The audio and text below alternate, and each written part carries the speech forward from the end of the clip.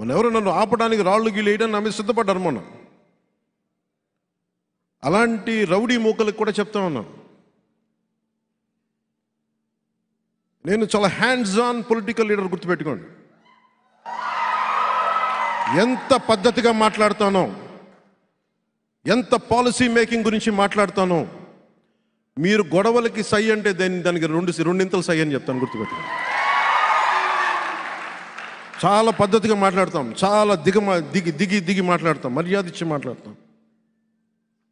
Rowdyism చేస్తామంటే రేపొద్దున వస్తాం, మేము భీమవరంకి వస్తాను, ఈసారి మీరు నా మీద దాడి చేయండి, నేను చూస్తాను. ఎందుకంటే నేను యుద్ధంనే ప్రకటించాను, తాడేపల్లిగూడెం సభలో యుద్ధంనే ప్రకటించాను. అతను సిద్ధమని ఆయన చిన్న కోకిల కోస్తున్నాడు కదా, ఆయనకి యుద్ధమే యుద్ధం. యుద్ధం తాలూకు అంతిమ లక్ష్యం ప్రక్షాళన, ప్రభుత్వం మారేలా చేయడం. యుద్ధం తాలూకు అంతిమ లక్ష్యం ప్రభుత్వాన్ని మార్చేలా చేయటం. జగన్కి యుద్ధం. జగన్ తాలూకు జలగలు ఏవైతే ఉన్నాయో ప్రతి చోట ఆ జలగలను తీసి పడేస్తాం, భీమవరంలో ఉండే జలగతో సహా.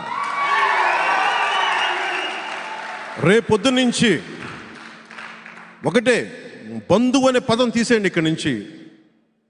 విశ్వనాథ సత్యనారాయణ గారు చెప్పే ఒక్కొక్క మాట నాకు చాలా ప్రమాణం, మహావాక్యం నాకు అది. అన్ని అనర్థాలకి మూలం మానవ ప్రవృత్తి హేతువు కానీ, వాని కులం కానీ, మతం కానీ, ప్రాంతం కానీ కాదు. వీళ్ళ దిగజారుడు తనానికి కులం ఒకటి మద్దతు అయిందంటే అది డేంజర్, కులం అందరికీ పడిపోతుంది.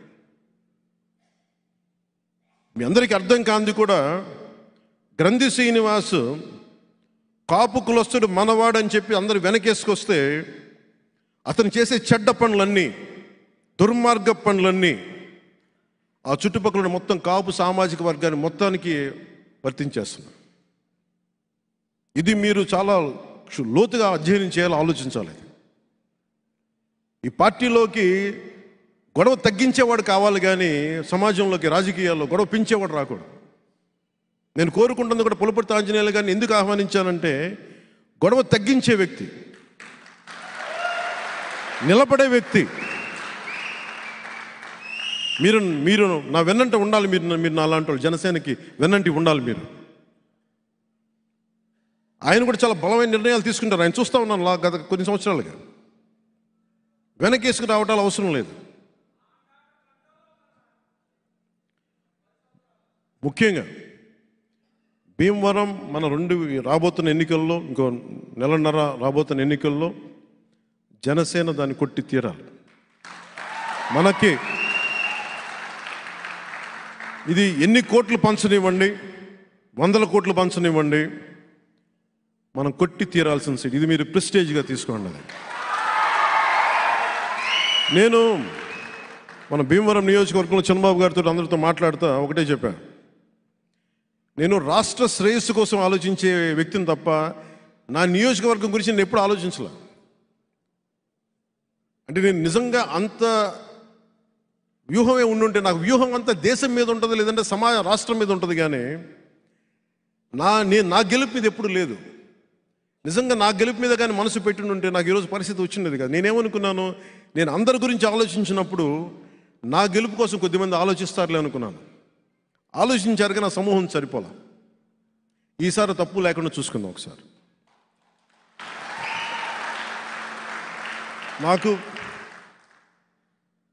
నేను తీసుకున్నది తక్కువ ఎక్కువ ఇవన్నీ మర్చిపోండి. 175 సీట్లు 175 సీట్లు జనసేన పోటీ చేస్తుంది, 175 సీట్లో భారతీయ జనతా పార్టీ పోటీ చేస్తుంది, 175 సీట్లో తెలుగుదేశం పోటీ చేస్తుంది. ఎందుకంటే ఈసారి జగన్ తాలూకు పార్టీని పక్కన పెట్టకపోతే రాష్ట్రానికి కాదు దేశానికే హాని. అది ఒక్కడి దగ్గర ఇన్ని వేల కోట్ల డబ్బు, ఒక్కడి దగ్గర ఇంత అరాచకం, ఇంత కిరాయి సైన్యం, ఒక్కడి దగ్గర ఇంత అక్రమంగా అధికారం, ఒక్కడి దగ్గర చేరితే ఇంకెవడు బతకలేడు. భీమవరంలో ఇంతమంది పెద్దలు ఉన్నారు, ఎవరు ఒకరు కాదు, ప్రపంచంలో అత్యంత ఎక్కువ ప్రపంచంలోని కుబేర్లంతా ఇక్కడ ఉన్నారు భీమవరంలో. కానీ అందరూ కలిసి ఒక్క రౌడీ ఎమ్మెల్యేకి భయపడాల్సి వస్తుంది, ఎదురు చెప్పలేకపోతుంది. ఎందుకు? దానికి కారణం నేనే బాధ్యతను. దానికి స్థలం నాకు అమ్మడానికి వచ్చి ఎమ్మెల్యే గారు మమ్మల్ని గొడవ మీద పెడతారని మీకు అమ్మలేమని నాకు చెప్పారు. కానీ నేను గొడవ పెట్టుకుందామంటే నాకు నిజంగా చొక్కా జించుకొని నాలాగా నిలబడే ఒక్క వ్యక్తి నుండి కొట్టేసేవాడిని పాటికి.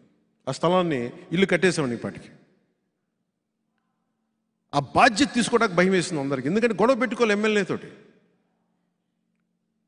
నేను ఇవన్నీ పెట్టుకుంది నేను ఈ రోజున వీటన్నిటినీ ముందుకొచ్చి పులపర్తి ఆంజనేయ గారు ఒకటే చెప్పారు. నేను పులపర్తి ఆంజనేయ గారు ఒకటే ఒక బాధ్యత అడుగుతున్నాను ఈ రోజున, కోరిక. నాకు జనసేన ఆఫీస్కి నేను ఎప్పుడన్నా వచ్చి ఉండటానికి